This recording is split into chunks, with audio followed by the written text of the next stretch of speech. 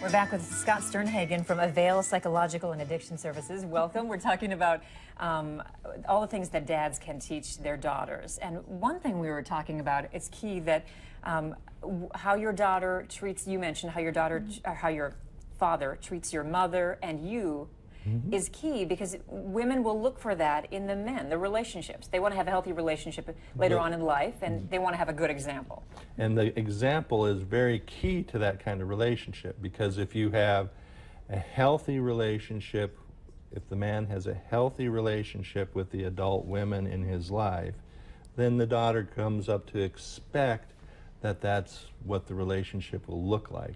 If it's an unhealthy relationship, if it's demeaning, discounting, discouraging, abusive, then they come to have that expectation that that's the type of relationship that is in some way normal.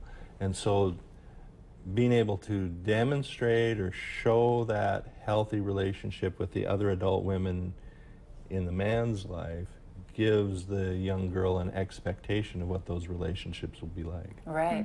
I think it's key too. Oh, I just lost my thought. It's way too early. Oh, it was right there. Oh well. Yeah. Oh well. We'll move on.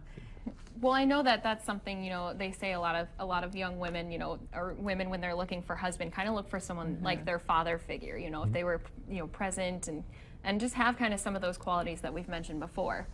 So if you don't want your daughter to get involved with a bum, don't be a bum. Right. You know, give good descriptions of what those healthy relationships are, and help the daughter understand what it's like to love someone and care for them in a healthy, respectful, equal manner. Yeah.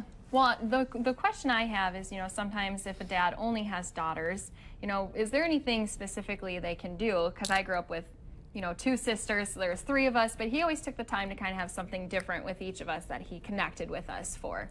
See, and I think that's a great example, because then that shows that you're important and that your interests are important. And sometimes a dad has to step out of his comfort zone to do that. I think for my own daughter, at one point, she was wanting to learn how to knit.